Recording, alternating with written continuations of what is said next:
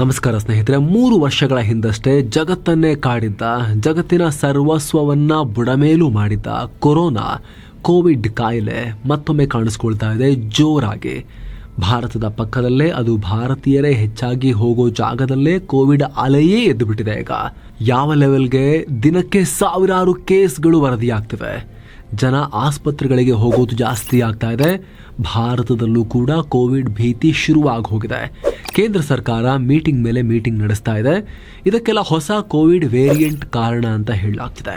ಹಾಗಿದ್ರೆ ಆ ಹೊಸ ವೇರಿಯಂಟ್ ಯಾವುದು, ಅದರಿಂದ ಅಪಾಯ ಎಷ್ಟಿದೆ, ತಜ್ಞರು ಏನ್ ಹೇಳ್ತಿದ್ದಾರೆ, ನಾವೇನ್ ಮಾಡಬೇಕು, ಎಲ್ಲವನ್ನ ಎಕ್ಸ್ಪ್ಲೇನ್ ಮಾಡ್ತೀವಿ. ಕಡತನಕ ಮಿಸ್ ಮಾಡದೆ ನೋಡಿ. ಥೈಲ್ಯಾಂಡ್ ಫುಲ್ ಅಲರ್ಟ್, ದಿನಕ್ಕೆ 5,000 ಕೇಸ್. ಸ್ನೇಹಿತರೆ, ಕೊರೋನಾ ಹೆಚ್ಚಾಗಿ ಹರಡ್ತಿರೋದು ನಮ್ಮ ಪಕ್ಕದ ಥೈಲ್ಯಾಂಡ್ನಲ್ಲಿ.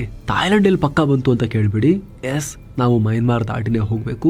ಆದರೆ ಪಕ್ಕದ ಮನೆಗಿಂತ ಹೆಚ್ಚಾಗಿ ನಮ್ಮವರು ಅಲ್ಲಿಗೆ ಭೇಟಿ ಕೊಡ್ತಾರೆ. 2024 ಲೆಕ್ಕಾಚಾರದ ಪ್ರಕಾರ 20 ಲಕ್ಷ ಭಾರತೀಯರು ಥೈಲ್ಯಾಂಡ್ಗೆ ಹೋಗಿದ್ದಾರೆ. ಅಂದರೆ ಪ್ರತಿದಿನ 5,479 ಭಾರತೀಯರು ಅಲ್ಲಿಗೆ ಭೇಟಿ ಕೊಡ್ತಾರೆ. ದಕ್ಷಿಣ ಭಾರತದವರಿಗಂತೂ ಬಂಗಾಳಕೊಲ್ಲಿ ದಾಟಿ ಆ ಕಡೆ ಹಾರಿಬಿಟ್ರೆ ಥೈಲ್ಯಾಂಡ್ ಅನ್ನೋ ರೀತಿ ಆಗಿ ಹೋಗಿದೆ. ಸಿಕ್ಕಾಪಟ್ಟೆ ಭೇಟಿ ಕೊಡ್ತಾ ಇದ್ದಾರೆ. ಜೊತೆಗೆ ಕೋವಿಡ್ಗೆ ಯಾವುದೇ ಗಡಿ ಗೊತ್ತಿಲ್ಲ. ಲಾಸ್ಟ್ ಟೈಮ್ ಚೀನಾದಲ್ಲಿ ಕಾಣಿಸ್ಕೊಂಡು ದೊಡ್ಡ ಪ್ರಮಾಣದಲ್ಲಿ ಜಗತ್ತಿಗೆ ಹರಡಿ ಇಡೀ ಜಗತ್ತನ್ನ ಮಲಗಿಸಿಬಿಟ್ಟಿತ್ತು ಕೋವಿಡ್. ಹಾಗಾಗಿ ಇದ್ರ ಬಗ್ಗೆ, ಈ ಅಲೆಯ ಬಗ್ಗೆ ತಿಳ್ಕೊಳ್ಳೋದು ತುಂಬಾ ಇಂಪಾರ್ಟೆಂಟ್. ಸದ್ಯ ಕಳೆದ 1 ವಾರ ಅಂದರೆ ಮೇ 11ರಿಂದ ಮೇ 17 ತನಕ ಥೈಲ್ಯಾಂಡ್ನಲ್ಲಿ 33,000 ಕೊರೋನಾ ಕೇಸಸ್ ದಾಖಲಾಗಿವೆ. ಇದು ಅಫಿಷಿಯಲ್ ನಂಬರ್ಸ್, ರಿಪೋರ್ಟ್ ಆಗಿರೋ ಅಧಿಕೃತ ಸಂಖ್ಯೆ.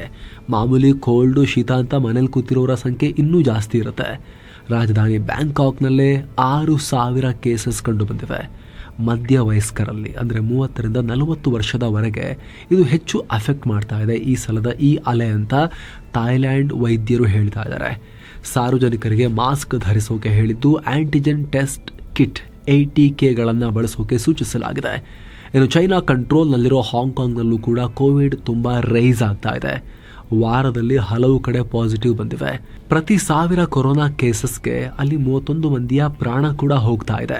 ನಿಮಗೆ ಗೊತ್ತಿರೋ ಹಾಗೆ ಹಾಂಗ್ಕಾಂಗು ಕೂಡ ಭಾರತೀಯರು ಜಾಸ್ತಿ ವಿಸಿಟ್ ಮಾಡ್ತಾರೆ. ಗ್ಲೋಬಲ್ ಬಿಸ್ನೆಸ್ ಹಬ್ಗಳಲ್ಲಿ ಹಾಂಗ್ಕಾಂಗ್ ಕೂಡ ಒಂದು. ಇಡೀ ಜಗತ್ತಿನ ಪ್ರಯಾಣಿಕರು ಅಲ್ಲಿಗೆ ಹೋಗ್ತಾರೆ. ಭಾರತೀಯರು 2024ರಲ್ಲಿ 2 ಲಕ್ಷ ಜನ ಪ್ರಯಾಣ ಮಾಡಿದ್ದಾರೆ. ನೆಕ್ಸ್ಟ್, ಸಿಂಗಪುರ್ನಲ್ಲೂ ಕೂಡ ಕೋವಿಡ್ ಹೆಚ್ಚಳ ಆಗ್ತಾ ಇದೆ. ಈ ದೇಶದಲ್ಲಿ ಇರೋದೇ 60 ಲಕ್ಷ ಜನ. ಆದರೆ ಕೆಲ ದಿನಗಳ ಅಂತರದಲ್ಲಿ ಮೇ ಮೊದಲ ವಾರದಲ್ಲಿ ಸಿಂಗಪುರ್ನಲ್ಲಿ 14,200 ಕೇಸಸ್ ದಾಖಲಾಗಿವೆ. ಅದಕ್ಕೂ ಹಿಂದಿನ ವಾರಕ್ಕೆ ಹೋಲಿಸ್ಕೊಂಡ್ರೆ ಇದು 28% ಹೆಚ್ಚಳ. ಮುಂಚೆ 11,000 ಕೇಸ್ ವರದಿಯಾಗಿತ್ತು. ಜೊತೆಗೆ ಆಸ್ಪತ್ರೆಗೆ ಸೇರೋರ ಸಂಖ್ಯೆ ಕೂಡ 30% ರೈಸ್ ಆಗಿದೆ. ಅಗೇನ್ ಸಿಂಗಪುರ್ ಕೂಡ ಒಂದು ಗ್ಲೋಬಲ್ ಬಿಸ್ನೆಸ್ ಹಬ್. ಭಾರತೀಯರು ಜಾಸ್ತಿ ಭೇಟಿ ಕೊಡ್ತಾರೆ. 2024ರಲ್ಲಿ 12 ಲಕ್ಷ ಭಾರತೀಯರು ಇಲ್ಲಿಗೆ ಭೇಟಿ ಕೊಟ್ಟಿದ್ದಾರೆ. ಹೀಗಾಗಿ ಈ ಬೆಳವಣಿಗೆಯನ್ನ ಕೂಡ ಭಾರತ ಸರ್ಕಾರ ಹತ್ತಿರದಿಂದ ಮಾನಿಟರ್ ಮಾಡ್ತಾ ಇದೆ. ಭಾರತದಲ್ಲಿ ಯಾವ ಪರಿಸ್ಥಿತಿ ಇದೆ ಅದನ್ನ ನೋಡೋಕ್ಕೂ ಮುಂಚೆ, ಹಾಗೂ ಈ ವೇರಿಯಂಟ್ ಬಗ್ಗೆ, ಈ ಹೊಸ ವೇರಿಯಂಟ್ ಬಗ್ಗೆ ಮಾಹಿತಿ ಪಡ್ಕೊಳ್ಳೋಕ್ಕಿಂತ ಮುಂಚೆ ಈ ವಿಡಿಯೋದ ಪಾರ್ಟ್ನರ್ಸ್ ಆಗಿರೋ ಹೆಲ್ತ್ ಇನ್ಶೂರೆನ್ಸ್ ಬಗ್ಗೆ ನಿಮಗೆ ಕ್ವಿಕ್ ಮಾಹಿತಿಯನ್ನು ಕೊಡ್ತೀವಿ ಸ್ನೇಹಿತರೆ. ಡಿಸ್ಕ್ರಿಪ್ಷನ್ ಅಲ್ಲಿ ಮತ್ತು ಪಿನ್ ಮಾಡಿರೋ ಕಾಮೆಂಟ್ ನಲ್ಲಿ ಲಿಂಕ್ ಇರುತ್ತೆ. ಕ್ಲಿಕ್ ಮಾಡೋ ಮೂಲಕ ನೀವು ಭಾರತದ ಎಲ್ಲ ಟಾಪ್ ಪ್ರೊವೈಡರ್ಗಳ ಹೆಲ್ತ್ ಇನ್ಶೂರೆನ್ಸ್ ಪ್ಲಾನ್ಸ್ ಅನ್ನ ಕಂಪೇರ್ ಮಾಡಿ ವಿತ್ ಎಕ್ಸ್ಟ್ರಾ ಆನ್ಲೈನ್ ಡಿಸ್ಕೌಂಟ್ ನೊಂದಿಗೆ ನಿಮಗೆ ಮತ್ತು ನಿಮ್ಮ ಫ್ಯಾಮಿಲಿಗೆ ಹೆಲ್ತ್ ಇನ್ಶೂರೆನ್ಸ್ ಮಾಡಿಸ್ಬೋದು. 5 ಲಕ್ಷಕ್ಕೋ, 10 ಲಕ್ಷಕ್ಕೋ, 20 ಲಕ್ಷಕ್ಕೋ, 50 ಲಕ್ಷಕ್ಕೋ, 1 ಕೋಟಿಗೋ ನಿಮಗೆ ಎಷ್ಟು ಕವರೇಜ್ ಬೇಕು, ಹೆಲ್ತ್ ಕವರೇಜ್, ಅಷ್ಟಕ್ಕೆ ನೀವು ಇನ್ಶೂರೆನ್ಸ್ ಮಾಡಿಸ್ಬೋದು. ಆ ರೀತಿ ಇನ್ಶೂರೆನ್ಸ್ ಮಾಡಿಸಿದಾಗ ಈ ಕೋವಿಡ್ ಥರದ ಕಾಯಿಲೆಗಳಾಗಿರ್ಬೋದು ಅಥವಾ ಯಾವುದೇ ರೀತಿಯ ಆರೋಗ್ಯದ ಸಮಸ್ಯೆ ಆಗಿರ್ಬೋದು, ಸಡನ್ ಆಗಿ ಬರುವಂಥ ಆರೋಗ್ಯದ ಸಮಸ್ಯೆ ಆಗಿರ್ಬೋದು, ಅದರ ಹಾಸ್ಪಿಟಲ್ ಬಿಲ್ಗೆ ಭಯ ಪಡಬೇಕು ಅಂತಿಲ್ಲ. ಕಾಯಿಲೆಗಳು ಯಾರಿಗೂ ಬರದೇ ಇರಲಿ, ಬರಬಾರ್ದು. ಆದರೆ ಮನುಷ್ಯ ಅಂದಮೇಲೆ ಒಂದಲ್ಲ ಒಂದು ಸಮಸ್ಯೆಗಳು ಎದುರಾಗ್ತಾನೆ ಇರ್ತಾವಲ್ಲ, ಅದರಲ್ಲಿ ಹೆಲ್ತ್ ಸಮಸ್ಯೆಗಳು ಕೂಡ ಒಂದು. ಹಾಗಾಗಿ ಆ ರೀತಿ ಸಮಸ್ಯೆ ಬಂದಾಗ ಆ ಹೆಲ್ತ್ನ ಸಮಸ್ಯೆಯೊಟ್ಟಿಗೆ ಆರ್ಥಿಕ ಸಮಸ್ಯೆ ಕೂಡ ಆಗಬಾರ್ದಲ್ಲ. ಬ್ಯಾಂಕ್ ಬ್ಯಾಲೆನ್ಸ್ ಎಲ್ಲ ಖಾಲಿಯಾಗಿ ಆಸ್ಪತ್ರೆ ಡಿಸ್ಚಾರ್ಜ್ ಟೈಮ್ ಬಂದಿದೆ, ಬಿಲ್ ದೊಡ್ಡ ಬಂದಿದೆ, ಯಾರ ಹತ್ರ ಕೇಳೋದನ್ನೋ ಪರಿಸ್ಥಿತಿ ಬರಬಾರ್ದಲ್ಲ. ಅದಕ್ಕೆ ಹೆಲ್ತ್ ಇನ್ಶೂರೆನ್ಸ್ ತುಂಬ ಮುಖ್ಯ. ನೀವು ಎಷ್ಟು ಕವರೇಜಿಗೆ ಮಾಡಿಸಿರ್ತೀರೋ ಅಷ್ಟು ಅಮೌಂಟನ್ನು ಹೆಲ್ತ್ ಇನ್ಶೂರೆನ್ಸ್ ಕಂಪ್ನಿನೇ ಪೇ ಮಾಡುತ್ತೆ. ಜೊತೆಗೆ ಎಷ್ಟು ಬೇಗ ಮಾಡಿಸ್ತೀವೋ ಅಷ್ಟು ಒಳ್ಳೇದು. ಯಾಕಂದರೆ ಕೆಲವೊಂದಷ್ಟು ಕಾಯಿಲೆಗಳಿಗೆ, ಕೆಲವೊಂದು ಪ್ರೀ ಎಕ್ಸಿಸ್ಟಿಂಗ್ ಡಿಸೀಸಸ್ಗೂ ಕೂಡ ವೇಟಿಂಗ್ ಪೀರಿಯಡ್ ಇರೋದ್ರಿಂದ ಎಷ್ಟು ಬೇಗ ನಾವು ಪ್ರೈವೇಟ್ ಹೆಲ್ತ್ ಇನ್ಶೂರೆನ್ಸ್ ಮಾಡಿಸ್ಕೊಂಡು ಪ್ರೊಟೆಕ್ಷನ್ ನಮಗೆ ನಾವು ಪಡ್ಕೊಳ್ತೀವೋ ಅಷ್ಟು ಒಳ್ಳೆಯದು.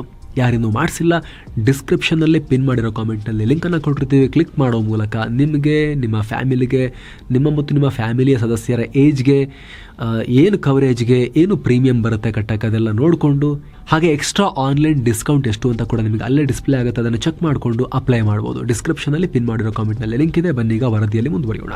ಸ್ನೇಹಿತರೆ, ಈ ಬಾರಿ ಸೋಂಕು ಹೆಚ್ಚಾಗೋಕೆ ಕಾರಣ ಆಗ್ತಿರೋ ಆ ಕೋವಿಡ್ ವೈರಸ್ ಯಾವುದು ಅಂತ ನೋಡೋಣ. ಕಾರಣ ಹೆಚ್ಚಾಗೋಕೆ JN1 ವೇರಿಯಂಟ್ ಕಾರಣ.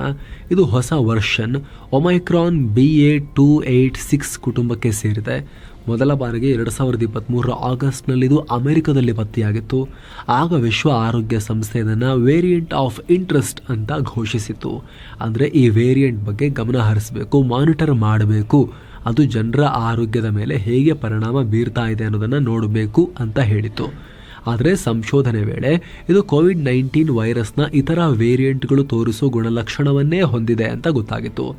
ಜ್ವರ, ಗಂಟಲು ನೋವು, ಒಣಕೆಮ್ಮು, ಆಯಾಸ, ವಿಪರೀತ ಶೀತ, ತಲೆನೋವು, ಸ್ಮೆಲ್ ಮತ್ತು ಆಹಾರದ ರುಚಿ ಗೊತ್ತಾಗದೇ ಇರೋದು, ಸ್ನಾಯು ನೋವು, ಕಣ್ಣು ಕೆಂಪಾಗೋದು ಮತ್ತು ಅತಿಸಾರ ಇತ್ಯಾದಿ ಕಾಣಿಸ್ಕೊಳ್ತಾ ಇತ್ತು.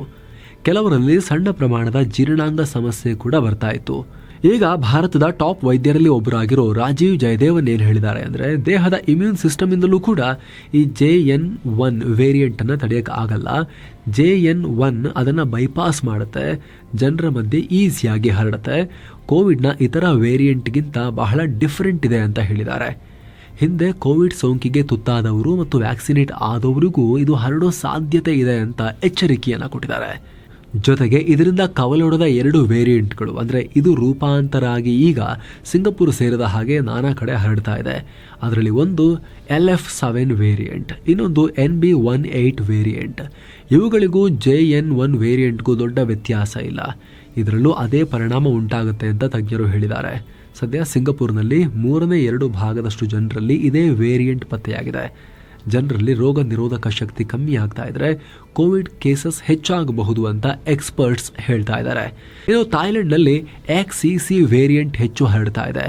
ಬ್ಯಾಂಕಾಕ್ ಪೋಸ್ಟ್ ವರದಿ ಪ್ರಕಾರ ಇದು ಸಾಮಾನ್ಯ ಜ್ವರಕ್ಕಿಂತ 7 ಪಟ್ಟು ವೇಗವಾಗಿ ಹರಡ್ತಾ ಇದೆ. ಥಾಯ್ಲೆಂಡ್ ಮಿನಿಸ್ಟರ್ ಸೋಮ್ಸಾಕ್ ಪ್ರಕಾರ ಜನವರಿ 1ರಿಂದ ಮೇ 21 ತನಕ ಸುಮಾರು 1,08,891 XCC ಕೇಸ್ ಪತ್ತೆಯಾಗಿದೆ. 27 ಸಾವು ಸಂಭವಿಸಿದೆ. ಈ ವೇರಿಯಂಟ್ ಬಂದರೆ ವೃದ್ಧರಿಗೆ ಅಪಾಯ ಅಂತ ಹೇಳಲಾಗ್ತಿದೆ. 43,213 ಜನ ಆಸ್ಪತ್ರೆಗೆ ಅಡ್ಮಿಟ್ ಆಗಿದ್ದು ಕಳೆದ ವಾರಕ್ಕೆ ಹೋಲಿಸಿದ್ರೆ 35% ರೈಸ್ ಆಗಿದೆ ಅಂತ ಬ್ಯಾಂಕಾಕ್ ಪೋಸ್ಟ್ನ ವರದಿ ಹೇಳಿದೆ. ಅಂದಹಾಗೆ ಈ XCC ಅಂದರೆ ಏನು? ಇದು SARS-CoV-2ನ ರೂಪಾಂತರ. ಇದು JN1ನಿಂದ ಹುಟ್ಟಿದ KS1.1 ಮತ್ತು KP3.3 ವೇರಿಯಂಟ್ನ ರೂಪಾಂತರ. 2024 ಜೂನ್ 26ನೇ ತಾರೀಕು ಇದನ್ನು ಕಂಡುಹಿಡಿದಿದ್ರು. 2024 ಸೆಪ್ಟೆಂಬರ್ 24ರಲ್ಲಿ ವಿಶ್ವ ಆರೋಗ್ಯ ಸಂಸ್ಥೆ ಇದನ್ನು ವೇರಿಯಂಟ್ ಅಂಡರ್ ಮಾನಿಟರಿಂಗ್ ಅಂತ ಘೋಷಿಸಿತ್ತು. ಇನ್ನು ಈ ವೇರಿಯಂಟ್ನ ಕೊರೋನಾ ಬಂದರೆ ಪ್ರತ್ಯೇಕ ಲಕ್ಷಣ ಇರಲ್ಲ. ಇದು ಕೂಡ ಒಮೈಕ್ರಾನ್ನ ರೂಪಾಂತರವೇ ಆಗಿರೋದ್ರಿಂದ ಅದರ ಲಕ್ಷಣಗಳೇ ಇದಕ್ಕೆ ಬಂದಿರುತ್ತೆ. ಇನ್ನು ಭಾರತದ ಕಡೆಗೆ ಬಂದರೆ ಸದ್ಯ ಇಲ್ಲಿ ತನಕ ಯಾವ ವೇರಿಯಂಟ್ ಹರಡ್ತಾ ಇದೆ ಅನ್ನೋದ್ರ ಬಗ್ಗೆ ಸರ್ಕಾರ ಮಾಹಿತಿ ಕೊಟ್ಟಿಲ್ಲ. ಯಾಕಂದರೆ ನಮ್ಮಲ್ಲಿ ಕೋವಿಡ್ 6 ರಾಷ್ಟ್ರಗಳಿಗೆ ಕಂಪೇರ್ ಮಾಡಿದ್ರೆ ಹೆಚ್ಚು ಹರಡ್ತಾ ಇಲ್ಲ ಅಥವಾ ರಿಪೋರ್ಟ್ ಆಗಿಲ್ಲ ಅಷ್ಟು. ಲೇಟೆಸ್ಟ್ ಮಾಹಿತಿ ಪ್ರಕಾರ ದೇಶಾದ್ಯಂತ ಇದುವರೆಗೆ 257 ಪ್ರಕರಣಗಳು ಮಾತ್ರ ಪತ್ತೆಯಾಗಿವೆ. 140 ಕೋಟಿಗೂ ಅಧಿಕ ಜನಸಂಖ್ಯೆಯ ವಿಶಾಲ ಭಾರತದಲ್ಲಿ ಜಸ್ಟ್ 257 ಕೇಸಸ್. ಕೇರಳದಲ್ಲಿ 69, ಮಹಾರಾಷ್ಟ್ರದಲ್ಲಿ 44, ತಮಿಳುನಾಡಿನಲ್ಲಿ 34, ಕರ್ನಾಟಕದಲ್ಲಿ 16 ಆಕ್ಟಿವ್ ಕೇಸಸ್ ಮಾತ್ರ ರಿಪೋರ್ಟ್ ಆಗಿವೆ. ಗುಜರಾತ್, ದಿಲ್ಲಿ, ಹರಿಯಾಣ, ರಾಜಸ್ಥಾನ್, ಸಿಕ್ಕಿಂನಲ್ಲೂ ಕೊರೋನಾ ಪಾಸಿಟಿವ್ ಬಂದಿದೆ. ಇನ್ನು ಮುಂಬೈನಲ್ಲಿ ಒಬ್ಬ ಬಾಲಕ ಸೇರಿ 2 ಪ್ರಾಣ ಕಳ್ಕೊಂಡಿದ್ದಾರೆ. ಆದರೆ ಡಾಕ್ಟರ್ ಇದು ಬರೀ ಕೋವಿಡ್ನಿಂದ ಮಾತ್ರ ಉಂಟಾಗಿಲ್ಲ, ಅವರಿಗೆ ಬೇರೆ ಸಮಸ್ಯೆ ಇತ್ತು ಅಂತ ಕೂಡ ಹೇಳಿದ್ದಾರೆ. ಆದರೂ ಕೂಡ ದೇಶದ ಕೊರೋನಾ ಪರಿಸ್ಥಿತಿ ಬಗ್ಗೆ ಸರ್ಕಾರ ರಿವ್ಯೂ ಮೀಟಿಂಗ್ ಮಾಡಿದೆ. ಅದರಲ್ಲಿ ಹಲವು ಹಿರಿಯ ಅಧಿಕಾರಿಗಳು ಪಾಲ್ಗೊಂಡಿದ್ರು. National center for disease control, emergency medical relief division, disaster management cell, ಹಾಗೆ Indian council of medical research ICMR ಮತ್ತು ಸರ್ಕಾರದ ಆರೋಗ್ಯ ಇಲಾಖೆಯ ಹಿರಿಯ ಅಧಿಕಾರಿಗಳು ಇದರ ಬಗ್ಗೆ ಪರಿಶೀಲನೆ ಮಾಡಿದ್ದಾರೆ. ಪರಿಸ್ಥಿತಿಯನ್ನು ಮಾನಿಟರ್ ಮಾಡ್ತಾ ಇದ್ದು ಇದನ್ನು ತಡೆಗಟ್ಟೋಕೆ ಇದು ಹರಡದಂತೆ ನೋಡ್ಕೊಳ್ಳೋಕೆ ಅಗತ್ಯ ಕ್ರಮ ತಗೊಳ್ಳಿ ಅಂತ ಅಧಿಕಾರಿಗಳಿಗೆ ಸೂಚಿಸಿದ್ದಾರೆ. ಲಸಿಕೆ ಇಲ್ವಾ? ಜಗತ್ತಿನ ಹಲವು ಕಡೆ JN1 ವೇರಿಯಂಟ್ ಹರಡ್ತಾ ಇದ್ದು ವಿಶ್ವ ಆರೋಗ್ಯ ಸಂಸ್ಥೆ WHO ಇದಕ್ಕೆ ಒಂದು ಲಸಿಕೆ ಹೇಳಿದೆ. ಹಿಂದೆ ಒಮೈಕ್ರಾನ್ ಸಬ್ ವೇರಿಯಂಟ್ XBB.1.5 ನಿಂದ ರಕ್ಷಿಸಿಕೊಳ್ಳೋಕೆ ಮೋನೋವ್ಯಾಲೆಂಟ್ ಬೂಸ್ಟರ್ ಅನ್ನೋ ಕೋವಿಡ್ ವ್ಯಾಕ್ಸಿನ್ ಡೆವಲಪ್ ಮಾಡಲಾಗಿತ್ತು. ಸೊ ಈ JN1 ವೇರಿಯಂಟ್ ವಿರುದ್ಧ ಹೋರಾಡೋಕೆ ಇದೇ ಪರಿಣಾಮಕಾರಿ ಅಂತ ಸದ್ಯಕ್ಕೆ WHO ಹೇಳಿದೆ. ಹೀಗಾಗಿ ತುಂಬಾ ಆತಂಕ ಪಡೋ ಅಗತ್ಯ ಇಲ್ಲ. ಆದರೂ ಎಚ್ಚರವಾಗಿರೋದು ಕೂಡ ಅನಿವಾರ್ಯ ಅಂತ ಅಧಿಕಾರಿಗಳು ಹೇಳ್ತಿದ್ದಾರೆ. ಸೊ ನಾವೇನು ಮಾಡಬೇಕು? ನಾರ್ಮಲ್ ದಿನಕ್ಕಿಂತ ಹೆಚ್ಚು ಆರೋಗ್ಯದ ಬಗ್ಗೆ ಕಾಳಜಿ ವಹಿಸಬೇಕು. ಯಾವಾಗಲೂ ವಹಿಸಬೇಕು, ಈಗೇನು ಸ್ವಲ್ಪ ಜಾಸ್ತಿ. ಮಾಸ್ಕ್ ಹಾಕೋಬೇಕು. ಕೊರೋನಾ ಬೂಸ್ಟರ್ ಡೋಸ್ ಹಾಕಿಸ್ಲಿಲ್ಲ ಅಂದರೆ ವೈದ್ಯರ ಹತ್ರ ಕೇಳಿ, ವೈದ್ಯರು ಹಾಕಿಸ್ಕೊಳ್ಳಿ ಅಂತ ಹೇಳಿದ್ರೆ ಹಾಕಿಸ್ಕೊಳ್ಳಿ. ಹೆಚ್ಚು ಜನಜಂಗುಳಿ ಇರೋ ಕಡೆ ಮಾಸ್ಕ್ ಹಾಕೊಳ್ಳಿ. ಅದರಲ್ಲೂ ರೋಗ ನಿರೋಧಕ ಶಕ್ತಿ ಕಮ್ಮಿ ಇರೋರು ಇದನ್ನು ಸರಿಯಾಗಿ ಪಾಲಿಸಿ. ಮಾಸ್ಕ್ ಅಂತೂ ಬೆಂಗಳೂರಿನಂಥ ನಗರಗಳಲ್ಲಿ ವಾಸ ಮಾಡ್ತಿರೋರಾದರೆ ಕೋವಿಡ್ ಇಲ್ಲ ಅಂದರೂ ನಾರ್ಮಲ್ ಡೇಸಲ್ಲಿ ಹಾಕಿದ್ರೂ ಕೂಡ ತುಂಬ ಅನುಕೂಲ. ಅಷ್ಟು ಪೊಲ್ಯೂಷನ್ ಇದೆ ಇಲ್ಲಿ. ಮಾಸ್ಕ್ ಹಾಕೊಂಡು ಹೋದ್ರೆ ಒಂಚೂರಾದರೂ ಅವಾಯ್ಡ್ ಆಗುತ್ತೆ. ಈ ಟೈಮ್ನಲ್ಲಂತೂ ತುಂಬ ಇಂಪಾರ್ಟೆಂಟ್ ಆಗುತ್ತೆ ಕಾಯಿಲೆಗಳು ಹರಡದಂತೆ ಈ ರೀತಿ ಎಕ್ಸ್ಟ್ರಾರ್ಡಿನರಿ ಸಿಚುವೇಶನ್ಸಲ್ಲಿ. ಹಾಗೆ ಹೈಜೀನ್ ಮೇಂಟೈನ್ ಮಾಡಬೇಕು. ಯಾವುದೇ ಆಹಾರವನ್ನು ಸೇವಿಸೋ ಮುಂಚೆ, ಮೂಗಿಗೆ ಕೈಯನ್ನು ಹಾಕೋ ಮುಂಚೆ, ಬಾಯಿಗೆ ಕೈಯನ್ನು ಹಾಕೋ ಮುಂಚೆ, ಕಣ್ಣಿಗೆ ಕೈಯನ್ನು ಹಾಕೋ ಮುಂಚೆ, ಮೂಗಿಗೆ ಕಣ್ಣಿಗೆ ಕೈ ಹಾಕಬಾರ್ದು.